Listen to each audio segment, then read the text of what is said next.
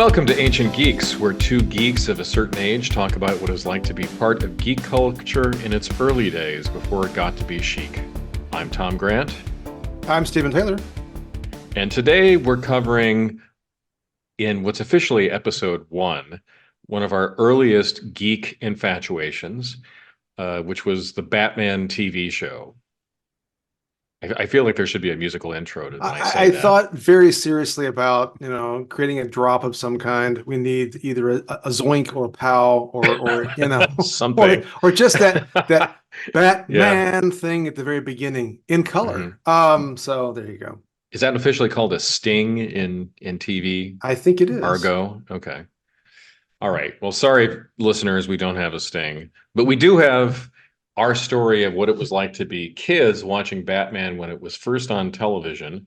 I mean, what for you, Stephen, really captured you about the show when you were a youngster?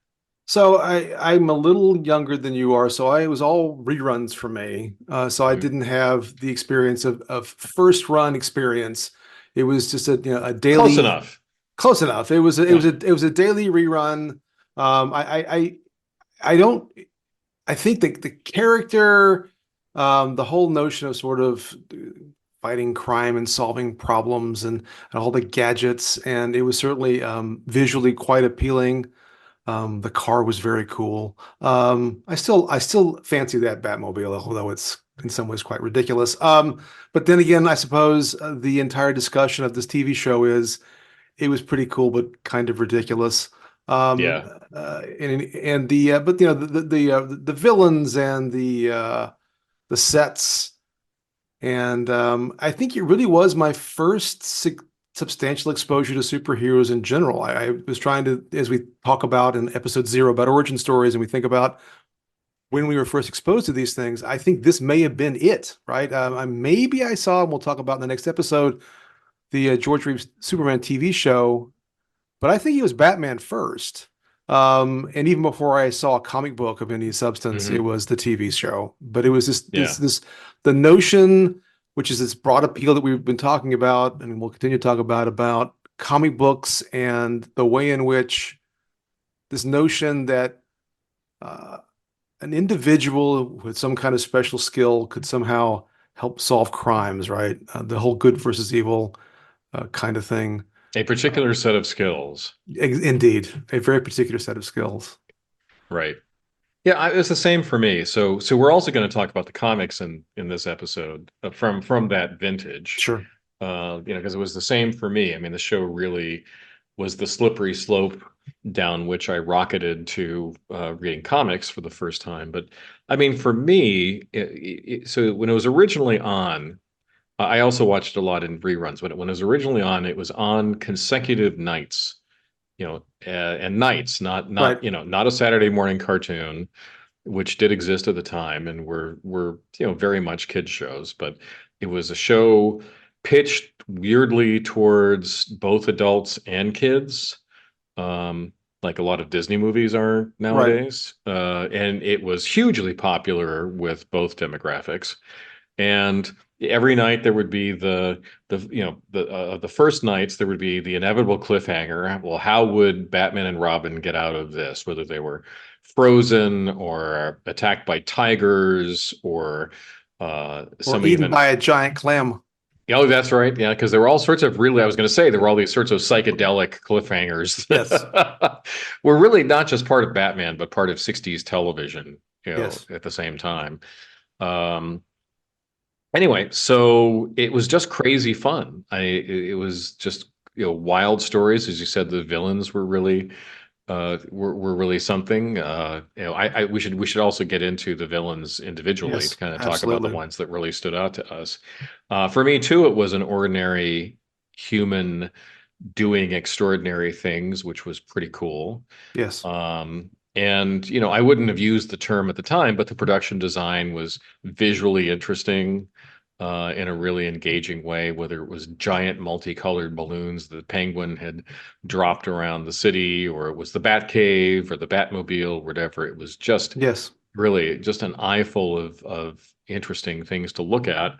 And last of all, I'll say because it was pitched at both demographics, I'm sure my younger self thought, well, this must be worth watching if my mom is willing to sit through this with me.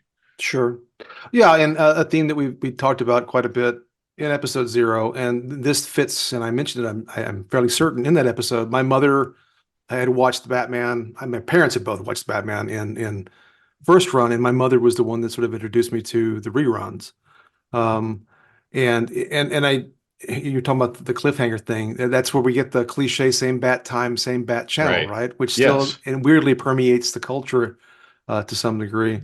Um, the couple of themes you mentioned, I think that are worth talking about for a second, especially in terms of the overarching goal of this podcast. So the mass appeal aspect of this, right, Hmm. is sort of interesting because what we see over time is the ever increasing significance and mass appeal of comic book heroes for the mass culture, right? As we talked about now, the MCU, the DCU, the DCEU, EIEIO, whichever particular set of letters we're Yeah. using. You know, this clearly has mass appeal. The superhero concept has mass appeal in a way that clearly this capitalized on in an early form. And maybe, and again, to contrast with some other properties we will talk about over time, Batman works in ways that maybe others don't because he doesn't have, you don't need special effects to do Batman's powers, right? Right. Yes. He's, he's a detective, although he's a detective, he's a scientist, at least in the TV show, kind of, and I suppose in the comic books in a certain way. He's just collecting clues, and there's a lot, there are fist fights, but I mean, that's about as far as it goes. You don't need a substantial budget to do that, Yeah. and you don't have to deal with the fact, people jumping through windows and just pretending like they're flying, as you do with other heroes. Or if we think about things that we mentioned in passing before, like the somewhat lame attempts at Captain America, who also doesn't have powers, but still, at least needs to be able to throw a shield around, or Spider-Man or what have you in the 1970s. It just didn't quite work. Um, and the visuals, I think, are also worth commenting upon specifically because I mean, I've seen all this over and over and over again, but I really haven't partaken of an episode in some time. So I watched the first two-parter, and I really was struck, right, in ways that I didn't really think about when I was a kid. But those are pretty complicated sets, especially for a 1960s TV show. I mean, Yeah. they're stylized.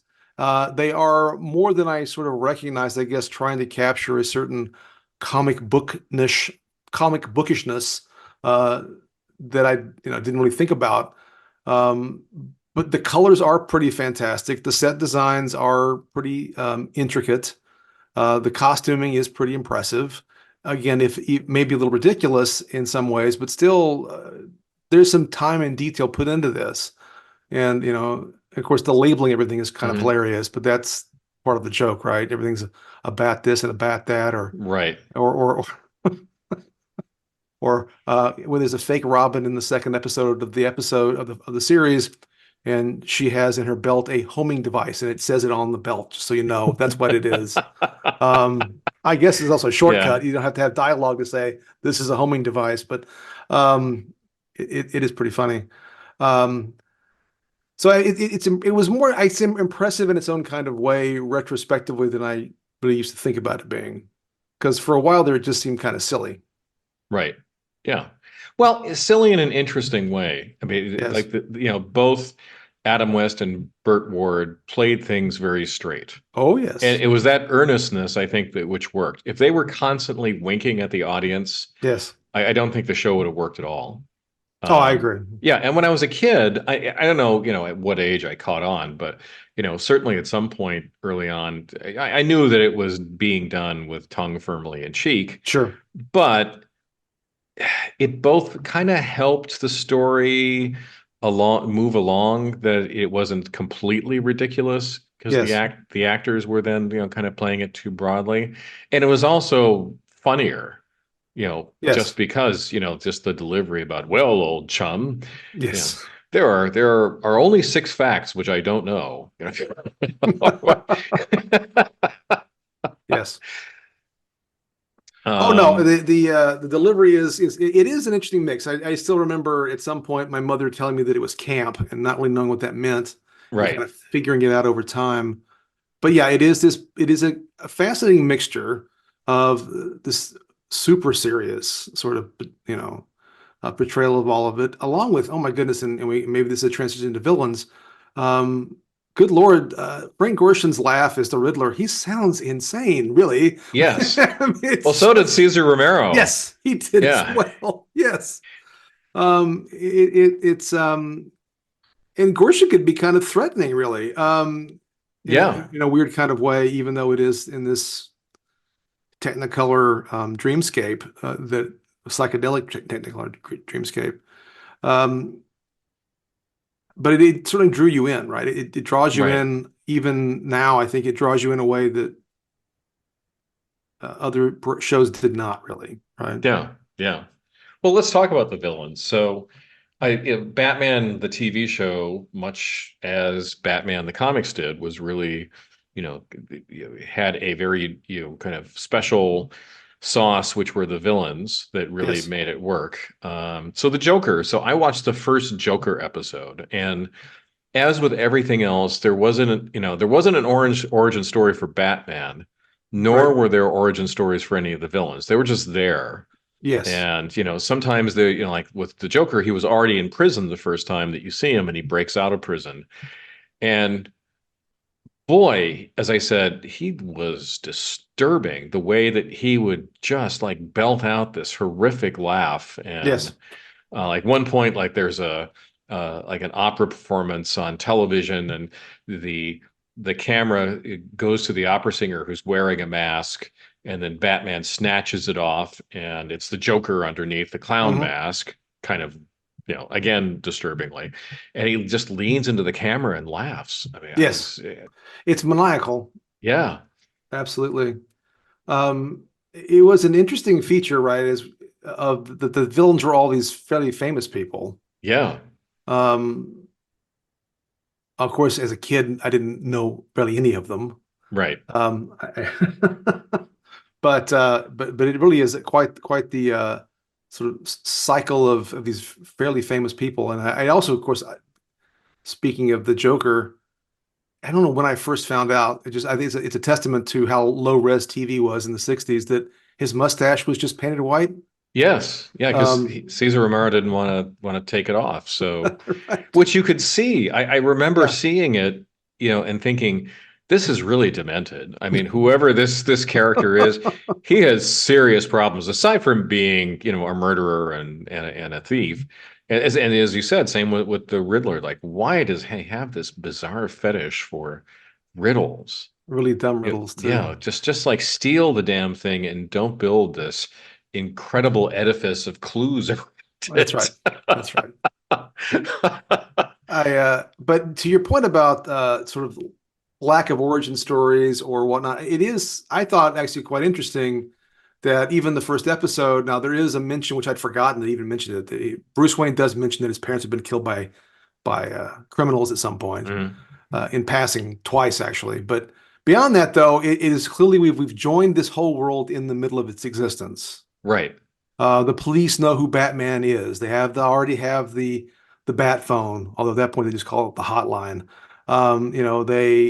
The Riddler was already a known quantity. They're all these. It's just we've joined it in the middle of this existence, which is interesting. Again, when so much of the stuff that we saw, decades later, had to constantly revisit the origins over and over Yes. again in a way that was quite tiresome after a while. And Uh, utterly brain dead. yes, yes, Yeah. absolutely. Why do you need an origin story every time? Or tell it in retrospect, like, That's right. show Superman, let him do his super things, and then maybe at some point roll back to an explanation of why he can fly and so forth. But you don't need that up front. You don't need No. this, as I said, unimaginative plotting way that comic book movies now do.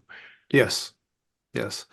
But it just shows you don't really need it. I mean, I No. don't even, quite frankly, I was thinking, like, when did I even first learn Batman's origin? It was quite a long way after I ever encountered Yeah. Batman, to be honest. Yeah, me too. because the comics didn't make a big deal out of it either. They didn't No. keep going back to it all the time, the way that actually later comics did. Yes. Yes. Definitely did. It became a little bit of an obsession. So what did you think of Catwoman? Um, so, I mean, as a child, it didn't strike me that she's slinky and sexy. But she was certainly, I think the thing about Catwoman was interesting because there were multiple actresses that played her. So that was interesting to Yeah. sort of try to figure out with no comment as to why that was the case. Um, I, what was your view of Catwoman? It's hard, to kind of parse your memories from that early in life. I know that at some point Julie Newmar did make a dent into my libido, but I Sure. don't know at what point that happened. Uh, but she was just really striking as a female villain, She was. certainly. She Yeah.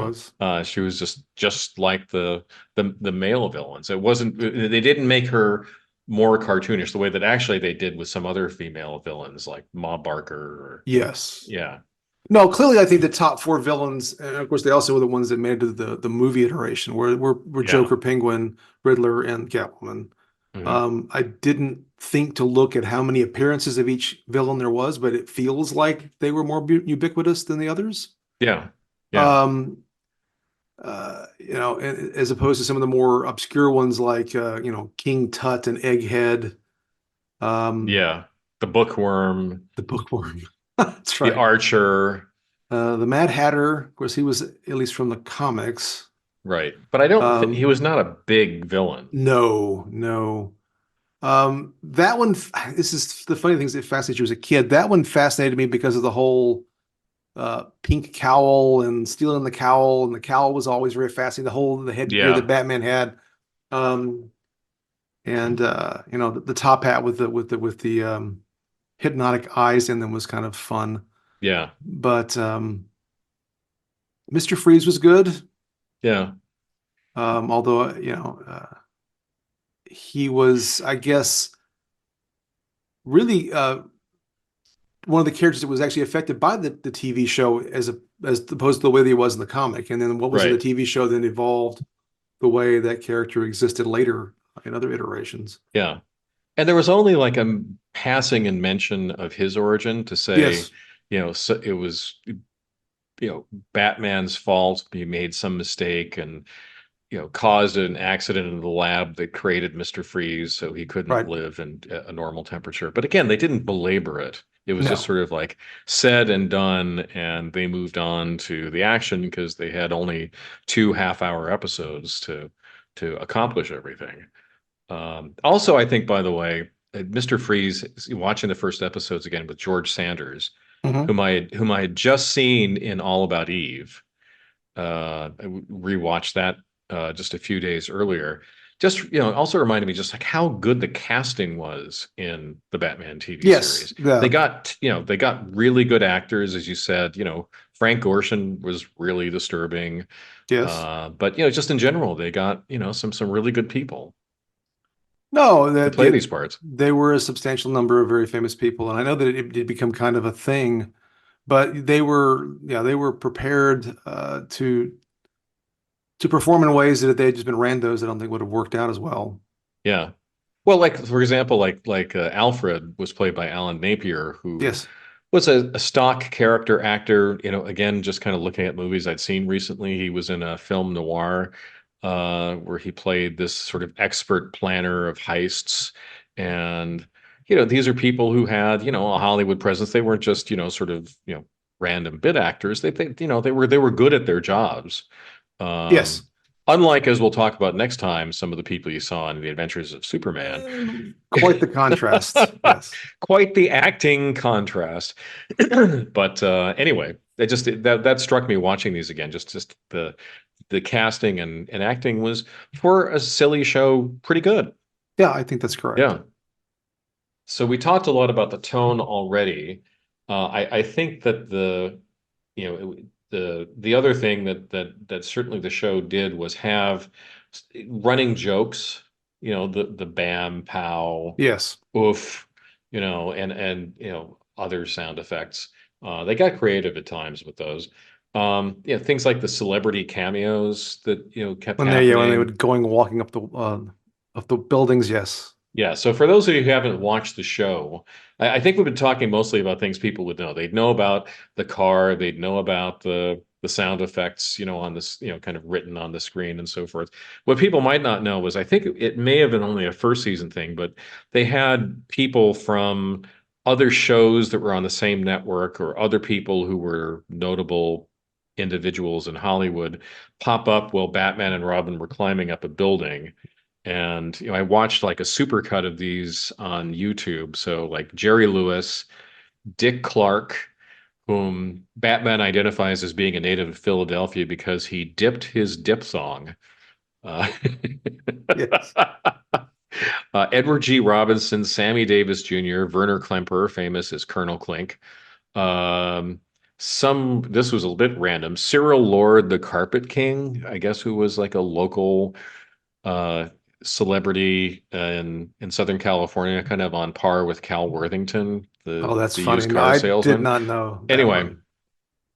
so I think these also kind of made the show engaging. It's kind of like the way, like if you watch Arrested Development, the running jokes in that show, Yes. kind of you know, helped endear you to the show a little bit more. Oh no, I remember because I was a big Hogan's Heroes when I was a kid too. So I remember Colonel Klink being one of the window people, and then also Lurch was one of the window people from the Addams Yeah. family. Oh, that's right. Yeah, Lurch. Yeah, Ted Cassidy. So yeah, And that was always fun. I mean, some of the jokes got a little tiresome.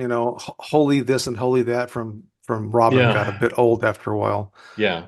Um, Well, to be fair, Burt Ward sometimes did overplay things. oh yes. Yeah. Well, when you're talking about acting, I mean, in some ways, Burt Ward was one of the acting weak links on the program, to be totally honest. Yeah, I thought so too. He would just get a little hyper at times. Yes, Um, yes. not Riddler territory level of No, disturbing, but no, not at all.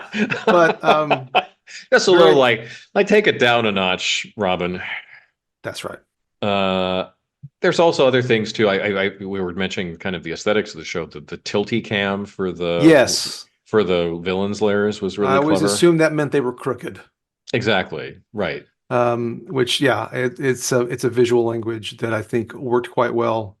Um, so yeah, I think there was an awful lot of thought put into sort of how they showed it to us. Yeah. Um, and uh, and as I was watching a mini documentary about it, apparently it was also, I guess, purposeful because it was a moment in time when trying to sell color TVs was relevant, Yes. and so you want Yeah. flashy colors on television. Yeah.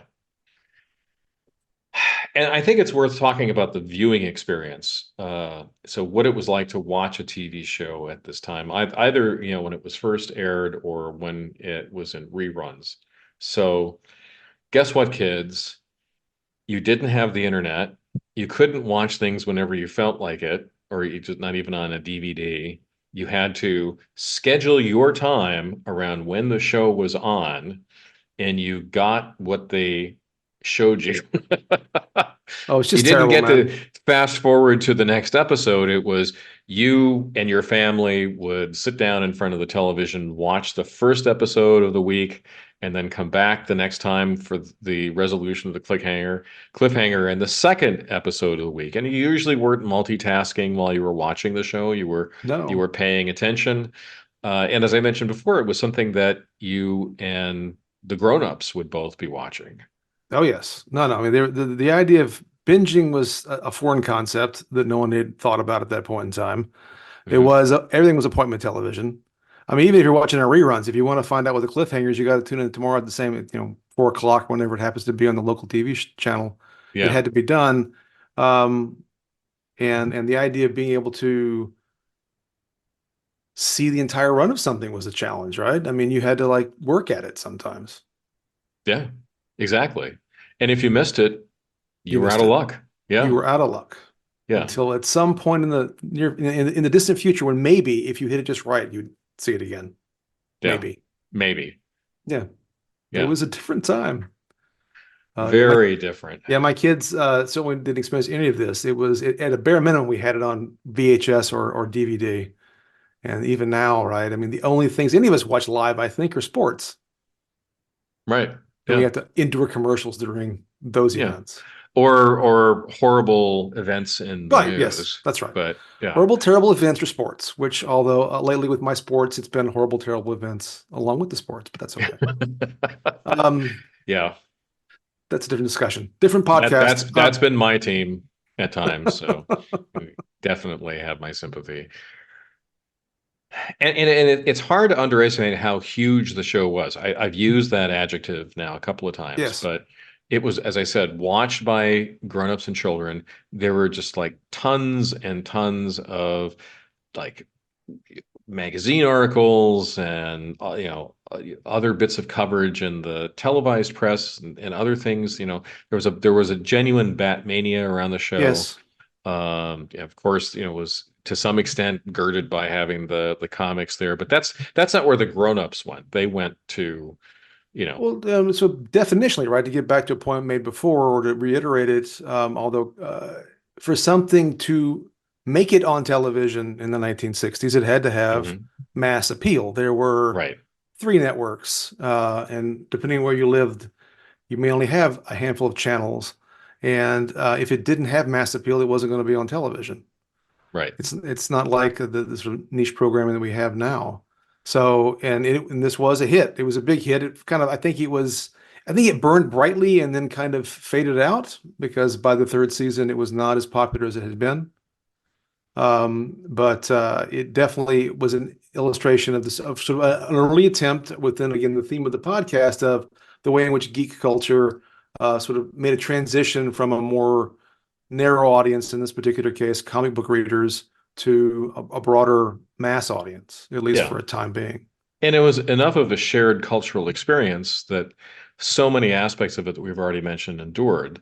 Yes, The theme music, yes, the bow Pam, yes. bow Pam, bam pow, Bam pow. pseudo sound effects, Yes. and Holy Roman Empire Batman, and yeah, Yes, yes, yes.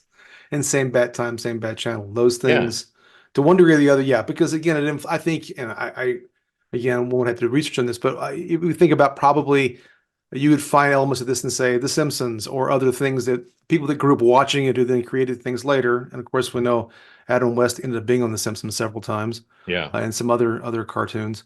Um, eh, but that influence then, sort of finds its way through more pop culture later, without any doubt whatsoever. yeah. All right. Do you want to talk about the comics? Let me ask a question this way, and this is, I think, a Okay. transition to the comic conversation because I was thinking about earlier. So it's about the appeal of Batman himself, or Batman as a character, or Hmm. Batman has become like, I don't know, James Bond or a number of other pop culture phenomena. Different people have played him in different kinds of ways. Right. It's manifest in a variety of kinds of media, whether it's literature or TV or movies. Um, I mean, what is it about Batman that sort of makes him into this kind of character and that would allow him to manifest in this campy um, semi-comedy. Then also, as we start to talk about comics, as he existed in the comic books, but even in the comic books, as I'm sure we'll discuss, even in the small, if we just talk about it right around the TV show, he's kind of evolving as a character even there, right? Right. So I mean, we talked a little bit about no powers and all that, how it might help translate to TV, but what is it about this character that makes him so significant, do you think? And they can exist in this different kind of ways, both again in this com in I mean in this TV show or in say the Dennis O'Neil Neil Adams comics, or later we won't talk today because I don't think we're gonna have time. I think we're gonna have multiple Batman episodes, but about Oh, the definitely. Batman movie or the Dark Yeah. Knight Rises or the Christopher Nolan movies. It's not all exactly the same, but it is, right? Yeah. Well, so I would say aside from the relatability of Batman because of the absence of superpowers, I think that the the villains and the crimes they pulled off were also a little bit more relatable. Yeah, certainly there were psychopaths, Right. or just intensely greedy individuals with no scruples. But it wasn't like trying to figure out like Lex Luthor or Brainiac or these other villains who were so weird or in fact completely alien that Right. like they were pulling off crimes, and it was a almost like a police procedural how Batman would figure out, well, what was the Penguin up to here? Right. I think that was engaging too in a way that kind of Green Lantern unraveling Star Sapphire's plot to take over some alien planet, that isn't going to have the same hook for a lot of people. And it's fair. I think, yeah, I think it is sort of, at least in theory, relatability. He is applying learning and training and skill and technology and certainly resources, financial resources, to try to be this sort of super policeman. And I think that's appealing. I think it is the the because he's not, again, you're right, he's not saving the universe, at least not at this stage of his existence. Hmm. He's not fighting Galactus to cross universes. Yeah. And in the TV show, he's just stopping basic thievery, right? They're stealing money, Hmm. they're stealing jewels, they're stealing some artifact. In the comics as well. Um, it is.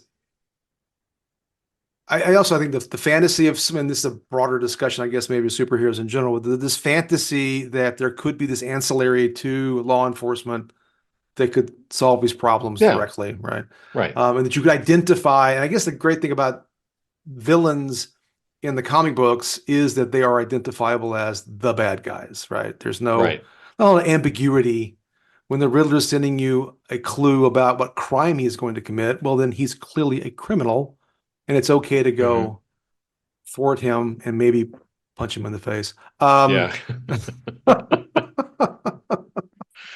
As I as mean, opposed to giving him a stern talking to. yeah, I guess so. We're not reading Miranda rights at this point, but anyway, it's a whole another conversation about uh, about the way superheroes behave. But nonetheless, it is interesting to sort of see this, and then this in the comic book. So, and for me, and I think we mentioned off air, this may be the case for you as well. It was TV show first, probably TV show plus toys. Like I Right. had the Mego, Batman and Robin and other superheroes, and a plastic Batmobile at one point, as I recall. Um, and then it was comic books. In fact, I think I really came to the show before I really could really read to myself. So, as I think I recounted in the previous episode, I think my mother read me some comics that I'd gotten off a spinner rack.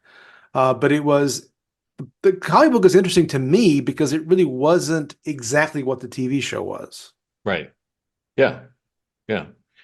So a couple of other thoughts I have about this. I think that not at the time of the TV show itself, but then not much later, the way that the comics had evolved, and then later Batman evolved in the movies, particularly the Tim Burton movie. Hmm. It was easy to kind of I don't know if grow is the right word or mature, but to do more with the character so that there'd be more internal conflict, that Batman, clearly was a scarred individual, Right. and, did some questionable things at times. Also that he was at odds with the police force frequently, which Hmm. which didn't happen in the TV show. There was just like way too much bromance going on with, you know, Chief O'Hara and Commissioner Gordon getting dewy-eyed every time they talked about how great Batman and Robin are. But in the comics certainly, and then later in the movies and the later cartoons and so forth, there's a lot of tension going on between Sure. Gotham City PD and the Cape Crusader. And it's because like a lot of like the vigilante stories you've had before, or the extraordinary individual Sherlock Holmes like character, they don't necessarily welcome someone, you know, who's out of their control. They don't quite understand what he's up to, may feel some professional rivalry or jealousy. that just made for more interesting stories. So to go from the very simple formula of the Batman TV show to that wasn't a big step. Right. Whereas, like, if you are talking about the Flash, or whomever, and else in the DC universe, the really superpowered characters, how do you grow them in an interesting trajectory? And the police have to be accepting, right? That when Galactus comes to Earth, the Fantastic Four are really probably the only people equipped to do that. There is no tension there. There is no one second guessing and Right. kind It's of nipping at your heels as the protagonist. yeah. I hadn't thought about that. Yeah, you're not going to roll up in a squad car for Galactus. No, he's not going to enjoy or pay attention to a stern Hey, talking to hey, either. buddy, you're parked in a no parking zone. Got to move it along. Yeah. Yeah, that's not happening. Do Yeah, you have permits Batman. for the demolition of the planet? That's right. Although now we're in Hitchhiker's Guide to the Galaxy territory There again. we go. Yep. But yeah, I mean, yeah, Batman is.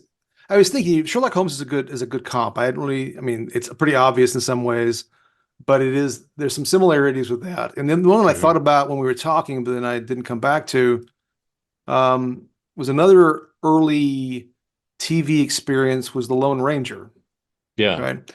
Because there's certain comparisons there with Batman and Robin, with Hmm. Lone Ranger and Tonto, and the sort of the whole idea of the mask. The mask is an interesting concept, and it really is an interesting. Somebody told me Marvel comics. There's a contrast there where that wasn't. It was so important.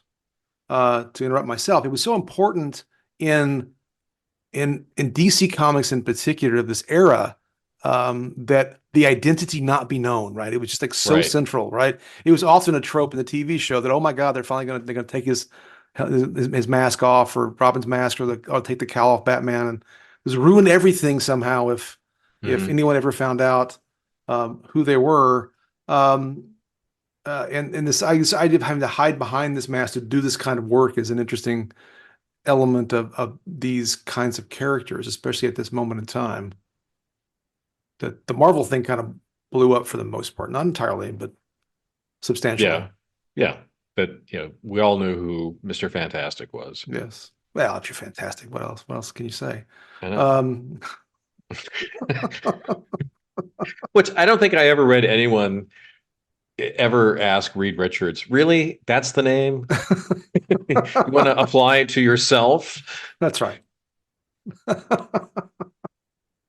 Maybe I'll Uh, try that and see sure. how it works with the Well, people it, I it know. reminds me of when George tried to make T-Bone his nickname on Seinfeld. You just can't give Oh, yourself you're a right. nickname, but apparently, Mr. Fantastic, Mr. it's Fantastic, it's yeah, stuck. It's one of the stuck. most egotistical nicknames ever concocted.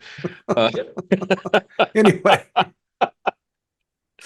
oh, I also to mention if you have, I'd be remiss not to mention Zorro. oh Since there yeah, was Zorro. That's a a very good, yeah. conscious connection. Yes, Like yes, another character where like the authorities would say like, "What's up with this guy? Who is he? Like, what's going on here?" that's right. Or the Shadow was the The other one where Shadow, there was yes, the Shadow. definitely not the same kind of love between the authorities and the protagonist as there was in the Batman TV series or originally in the Batman comics Right. at the same time as the TV show. Um, so were we at that age, do you think, uncritical of the show? When Oh, without any doubt, I okay. wasn't critical. At least I just ate it all up. Right. This was, when I was 5, 6, 7 years old. This Hmm. was Batman. Yeah. And so in some ways, any deviation in the comic book was, well, that's deviation from what I understand to be normal. Like, why Okay. doesn't the Batmobile look the same in the comic book, right? Right. As it did in the TV show? Or Commissioner Gordon, why does he have a mustache? That doesn't seem right. Oh God, when there wasn't this fetish for continuity. Yeah. That's true. Yeah, because Like, nowadays a lot of the comic characters look like the movies. They read, right. like I was reading a very recent, well, 10 years old at this point. This seems recent to me, but that's the ancient part of the ancient geeks thing, I think. Yes. But it was Green Arrow in a Justice League comic from 2013, and he doesn't have his goatee and his little fancy mustache. I'm like, come on, that's Oliver Queen. He's supposed to have the goofy mustache. Right. But I mean, I can also understand the why 2013 maybe you don't have that ridiculous hair going. But but he Or looks. have this idea that he can keep his secret identity Oh yeah, with that while with that. having the most distinctive facial hair imaginable. That's right. That's right. But I mean, he looks more like the Arrow. He doesn't quite look like Arrow from the CW show, but Right. he looks more like that than he looks like Green Arrow from, say, 1983, to pick a Right. different year. Yeah. Um, and there are plenty of examples like that now. Um, so yeah, although I guess there was some even then though. I mean, we know that like the Batgirl was premiered in the TV show and then came to the comic in that form. Right. So there was some of that still even back at that point in time. Yeah. I certainly I think, I was in the same boat when I was very young about being uncritical. I didn't have a problem of being critical much later though. Right. And it might have helped to have the comics evolve in a more serious direction at the time when I started to really kind of read them Yes. more seriously. But it's not like I just sort of would glossed over the issues. Like there are some aspects of nostalgia I honestly don't understand. Like people have an attachment to things in popular culture which just aren't good, like cartoons in their childhood, or other Right. things that they'll get very nostalgic about in kind of an odd way. Do you know what I'm talking I about? know exactly what you're talking Yeah, about, and I think there is a certain degree in which I think you get locked into certain things you were exposed at a certain age, and it becomes difficult to see them with a critical eye, or with a new eye. So yeah, there can be a weird nostalgia or a difficult nostalgia, but it's the same kind of, I made past reference to sports. I think you fall in love with certain things at certain ages, and sometimes it's hard to fall out of love with them, right. or to be critical of them.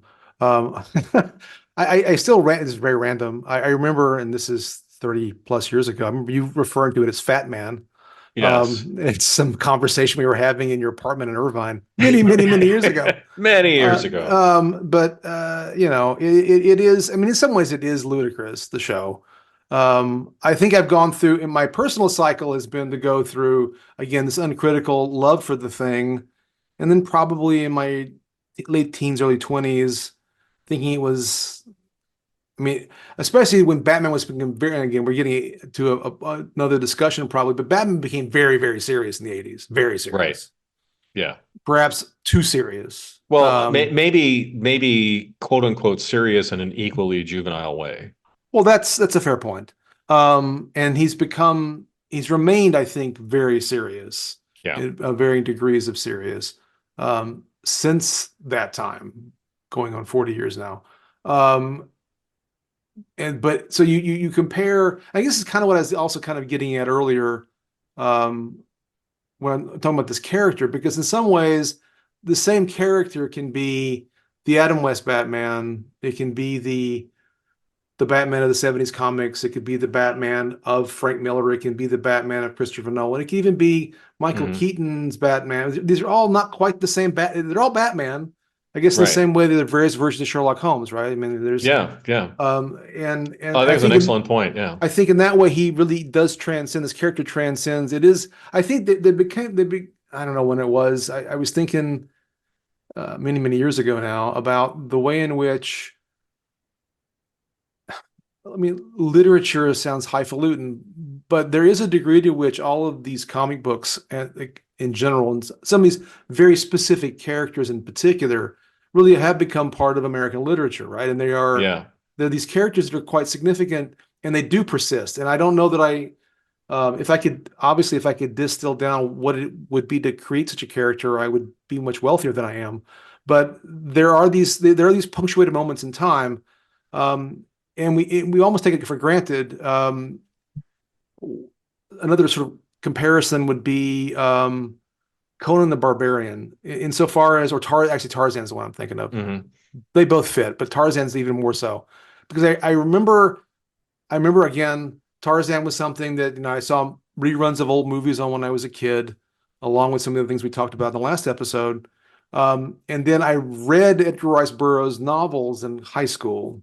Mhm. And my first reaction to them, my very first reaction was, gosh, this is so cliche and corny. And then I realized, oh, but this was where it started. It wasn't, Right. it's become cliche and corny because this thing has had its life that's continued, right? Mhm. So all these characters, when you think about sort of their I don't origins not in terms of the story, but origins in terms of the as a literary creation, it's quite fascinating and quite impressive that these authors can create these characters that do manifest and then grow over time, and sometimes do become cliche of themselves because not because they were cliche, but because we've gotten so used to it, we've forgotten how original they were in the first place. Right.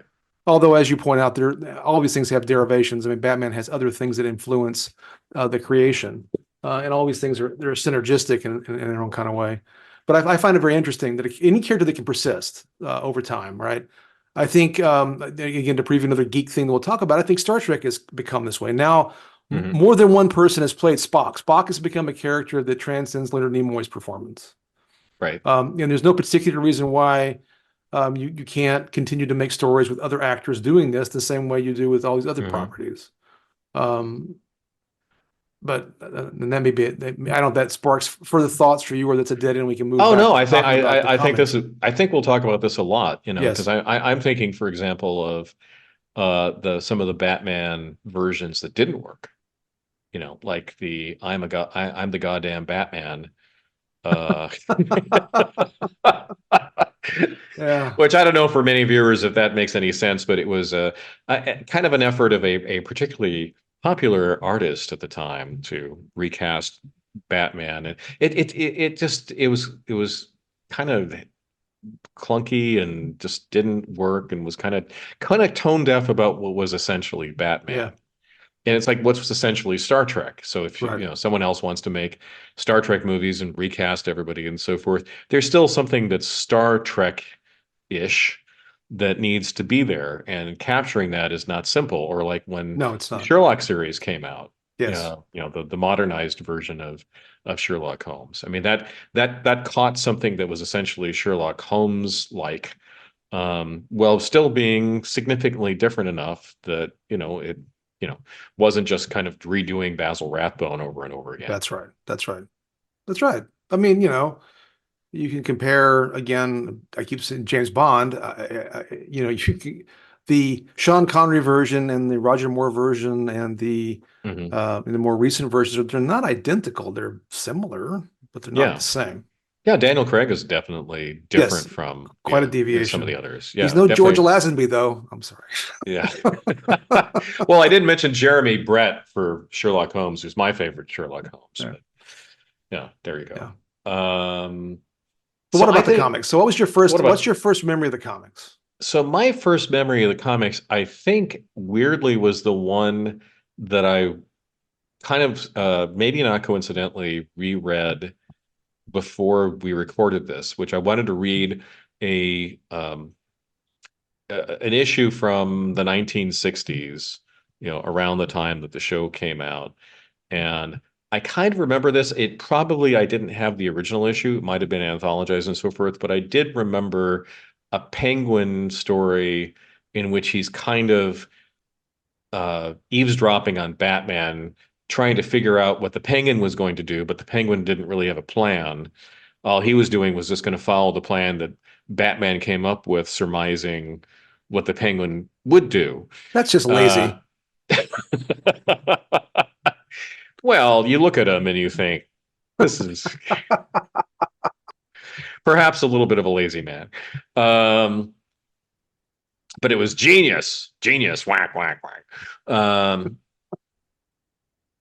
It could have been that one, but again, I kind of doubt it was. I remember, I I remember it was clearly in the era that had left behind the really goofy Right. stories. I didn't encounter those. So the tone and a lot of the characters and some of the plots were very much like the TV show at the time. How about you? What was your So, first? I mean, as I mentioned in the first episode, the one that sticks in my head is Batman 246, How Many Ways Can a Robin Die? Yeah. That one, as a story, that's one that I just remember. I don't remember all the details, but I remember the cover, which was very Mm. frayed by the time it got thrown away.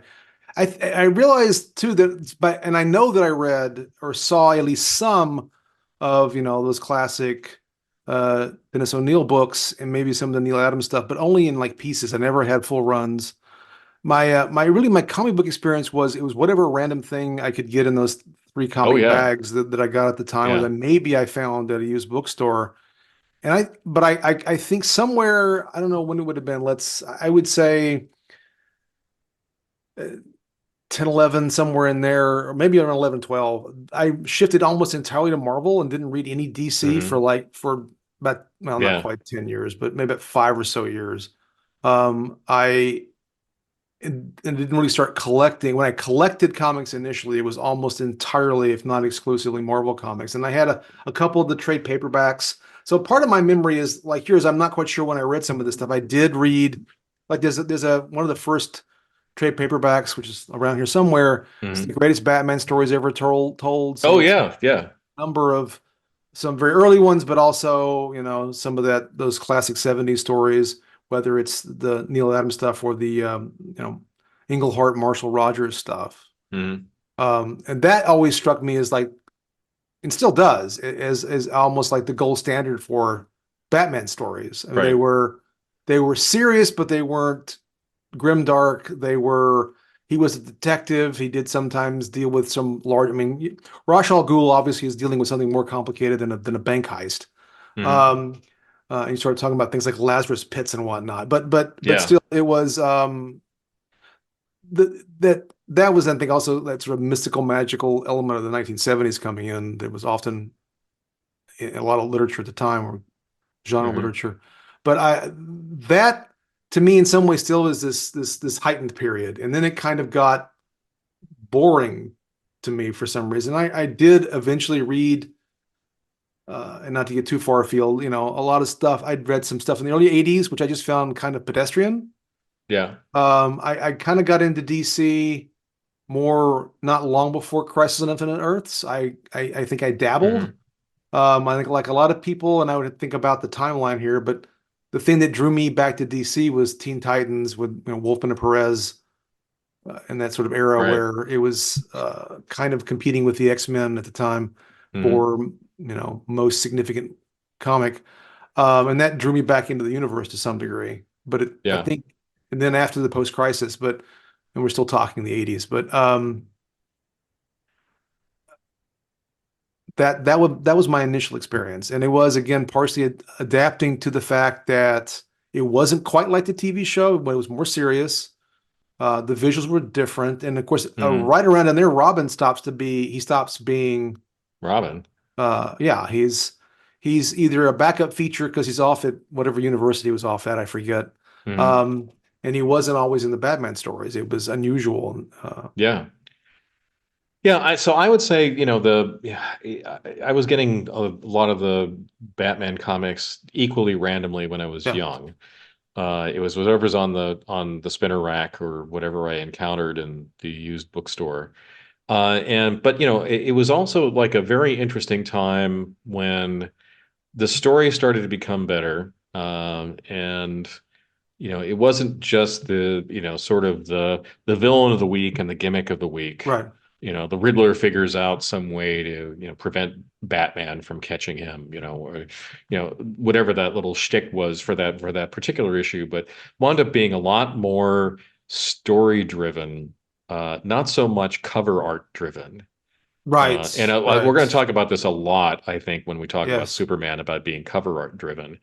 But you had these, kind of very great issues that were written by Dennis O'Neil, or also some other writers too. But I think the Dennis O'Neil Neil Adams pairing was yes, just magic. And it when I was. when I started to really collect comics, that was like the mother lode, right? You really knew that you were going to get something good if you got some of those particular issues. And there was some pretty good stuff in between, but that was like, oh my God, now I know comics are not monotonic.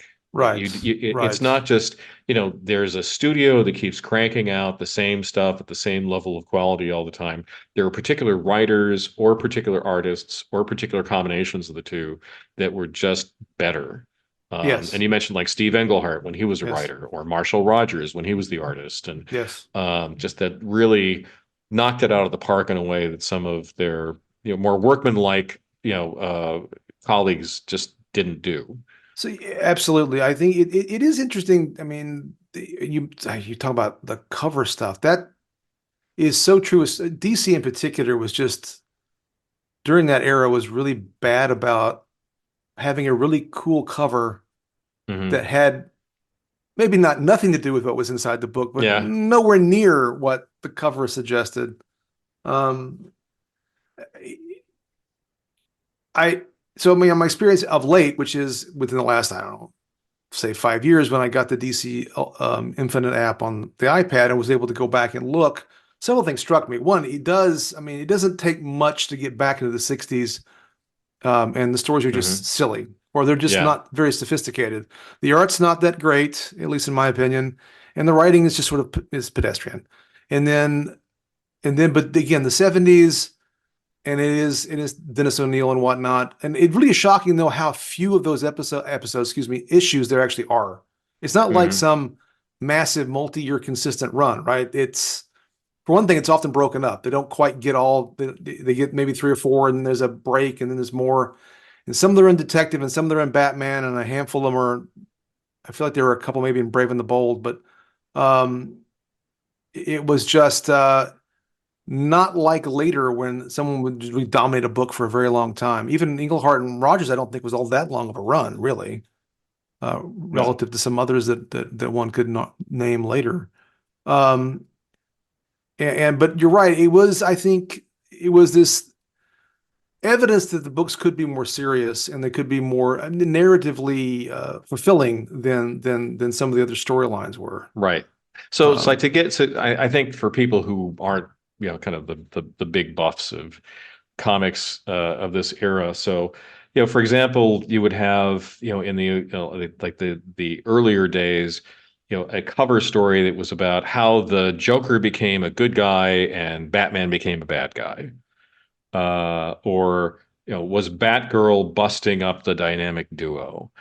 And as you said, the stories were sometimes good, sometimes pretty strained behind that. Sometimes they had almost nothing to do with what was right. on the cover. Oh, look, you know, looks like the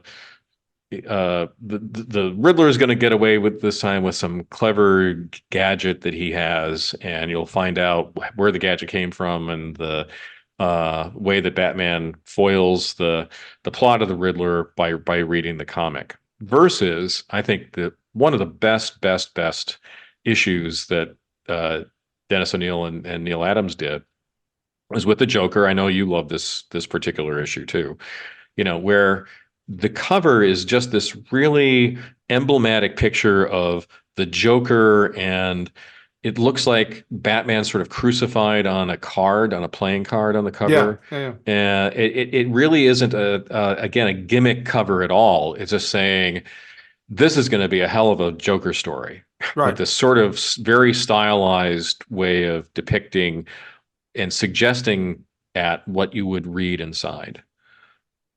Yeah, Adams' art was just a whole different level, right? I mean, in some ways, it still is one of the, in my Yeah. mind, one of the best comic arts I can think of, and it is head and shoulders above some of the stuff just that had just preceded it. Right. And Hyper realistic. yes, And I'm not yes, saying that it was, you know, it certainly looked more realistic than a lot of other artists, but also in a stylized way. yes, that's right. It was still Yeah. comic book art. It was Yeah. still, it wasn't, yeah, it wasn't photorealistic, but it was realistic in ways Yeah. that some of the more sort of more simple line drawings were not. without Right. any doubt whatsoever. And that difference, along with, other people you've encountered along the way too, who were exceptionally good artists or writers and so forth, has said maybe what you first encountered was somewhat ridiculous, but it could be way better. Yes, that's right. Well, and again, we're to foreshadow other discussions, but when we're talking about Superman next week, the idea that there was a Superman house style that had to be replicated, that Yeah. to me, um, which they didn't do with Batman, at least certainly not in the 70s, um, that just hampers artists, right? I mean, Yeah. this is an art form, and it is a visual art form, and there should be some capacity for experimentation, Hmm. and deviation from some perfect norm, I guess. Yeah. Well, And there were other artists too that, kind of around that time who came out. We mentioned Marcel Rogers, Jim Aparo, I oh, thought was really Yeah, interesting. Paro is one of my favorites. I really liked him. He didn't just do Batman; he did other things, as did Neil Adams. And Paro did Uh, quite a bit over time because he did a lot of Batman in the 70s, a lot of the Brave and the Bold, I think, were Paro, but he also came back and did some in the 80s as well. And yeah, he was a more cartoony is not the right word. I mean, he certainly wasn't as realistic um, as Adams, but right, it was distinctive and an enjoyable art style. He did yeah. Batman and the Outsiders in the 80s, for example. Oh yeah, I really enjoyed that series. Yes. As really uh, sort of different feel to the super team kind of story. Or I remember like there was a feature in Detective Comics, like there was a Batman story, and then for a Yes. while there was a Manhunter story in the back that was, Hmm. I think, written and drawn by Walt Simonson. I could be wrong about that, I but think you're certainly right Walt about that. Simonson did it. But I said like, wow, who is this guy? His art Yes. is really terrific. Yeah, I think that was some of his, I think it was earliest work, I believe, published work. Yeah. Yes. Yeah, he did like an issue of a Doctor Fate story, which was just mind blowing. But yeah, he was I revelatory on Thor to get ahead of ourselves to a whole other. Yeah, But yeah, that was my favorite run of Thor, actually. yeah. At any rate, so Okay, so I think that covers a lot of what I wanted to say about the comics, other than, folks, if you haven't looked at some of the early ones, like right before the period that we're talking about, where Batman and Robin would encounter aliens, where Batman had a rainbow colored costume, where uh, Alfred died and became a villain.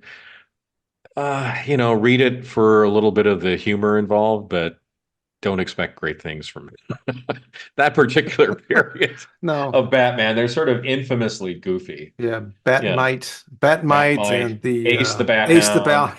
Bounty. Yes, Uh, yeah. it was much more cartoony in that sense. Yes. Though it's kind of funny to see that era occasionally show up like in the Brave and Bold cartoon from several years ago, Yeah, the where they animated made one. reference There to it. was Yeah. some. Yeah, Yeah. yeah.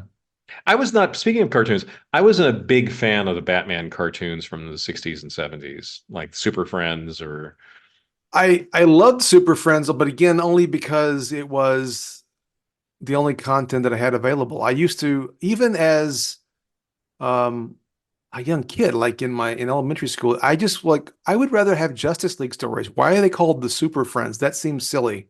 yeah, And why do we have to follow around Wendy and what's his name right.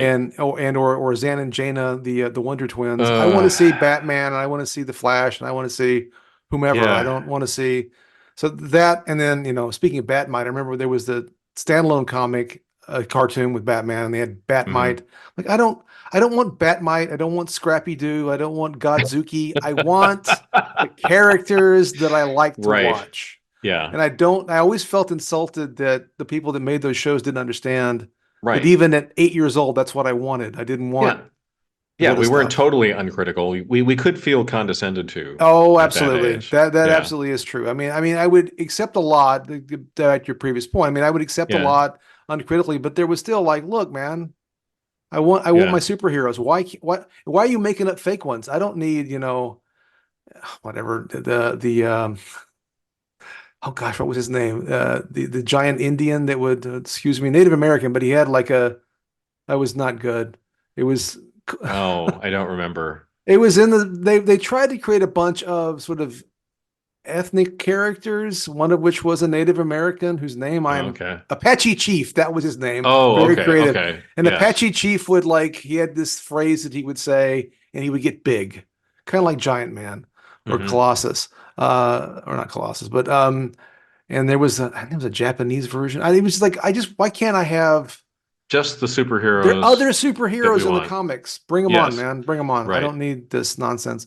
So Yeah. yeah, there was certainly capacity to be critical, even when being given what I Yeah. thought it was that I wanted. But yeah, I mean, the original the Batman cartoons at the time, the I mean Justice League or the Super Friends, and then the various iterations of that between the early 70s and the early 80s. I watched them because it was superhero stuff, but Yeah. it was not what I really wanted, which I didn't get because I was an adult when it happened. What I really wanted were things like Batman the Animated Series or all those Bruce Timm Justice League. Yeah. Those were Yeah. good actually. My Right. kids watched them, so I got to watch them too and pretend like I was, just being a good parent. But Right. that was much better stuff, more like what I Hmm. wanted than Yeah. what was fed to us when we were kids. Well, I think that, one of the I think big points about this that we're making, and I just kind of want to underline it here again, is Batman really started to blur the line between comics and other things in the geek world as really sort of child's play Yes, and being legitimate adult entertainment. So the that's TV correct. show was Yes, popular with adults. The comics were trying to be more grown up. yes, Like the Joker in that episode, that particular issue of Batman I was talking about, or other things that happened in that era of Batman and Detective Comics. I mean, they were genuinely hard stuff. yes. I you agree. know, the Joker was really a psycho, not just Yes. somebody who was kind of doing it in a like, "What's wrong with you, buddy?" But man, this Yeah. character is terrifying. Yeah. Oh, yeah. He's a Yeah, homicidal maniac, he's straight a up. homicidal maniac, no doubt about it. Anyway, so I think that's important. And I think that's part of what appealed to at least to me when I was of a young age, was I was seeing a little bit more maturity in the especially in the Batman comics of that Yes, vintage than I had absolutely. expected, and I surely appreciated. Were you a big Batman merchandise kid? Did you So, have like I toys that said, were I had the action figures, right? and The I Mego had ones the or the Mego Kenner? Yeah, ones. okay, or Kenner or whatever the Yeah, manufacturer. maybe it was. Well, yes, that's the one. However tall they would have been, Yeah. 8 inches, 6 inches. Hmm. I don't. I still have my Star Trek ones. I don't have the superhero ones, unfortunately. I played them to death. I think I loved them to death, quite frankly. Yeah. Um, and then I had, the the Batmobile. I definitely had a plastic Batmobile. Hmm. And so the toys were certainly important. And there was certainly a degree to which if I, if I tied a blanket around my neck, I was probably Batman and not Superman. Yeah. Okay. Definitely for me, especially since I had a Batman utility belt. Well, I didn't. I was not so lucky as to have that. It broke pretty fast, or parts of it broke, but it was a utility belt. That was pretty cool. That's right. That's right. All right, so we're eventually going to get to other eras of Batman. Yes. Talk about the movie in the 80s and comics and other things. Any other thoughts about this particular period?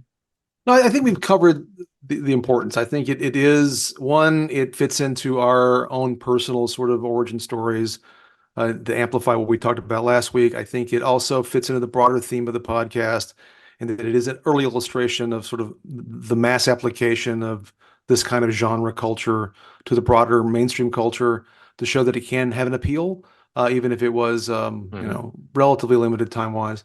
And I think that the early 70s with comics, and it probably even dates to the dawn of Marvel Comics and then DC trying to catch up, that it could be a more sophisticated kind of storytelling. It didn't have to be super simplistic and aimed only at young children.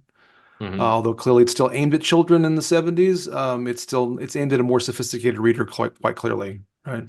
Yeah. than was the case a decade previous, without any doubt. I mean, again, all you have to do if dear listener, if you're thinking about testing my hypothesis, just go and look at the covers from say 1960 Batman or Detective Comics versus the covers of 1970 Batman. It's a different world.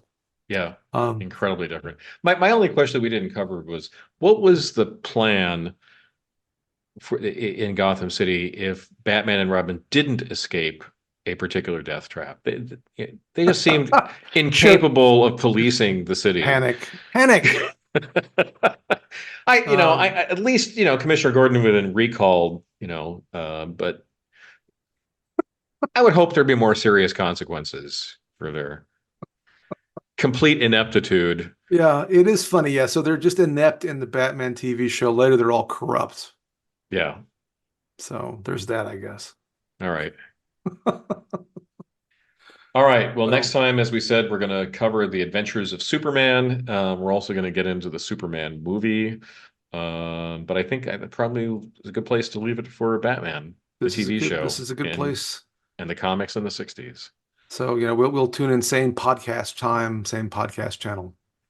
Yeah, we need some sort of We slogan. need something, man. Something. We're working on it. It's early yet.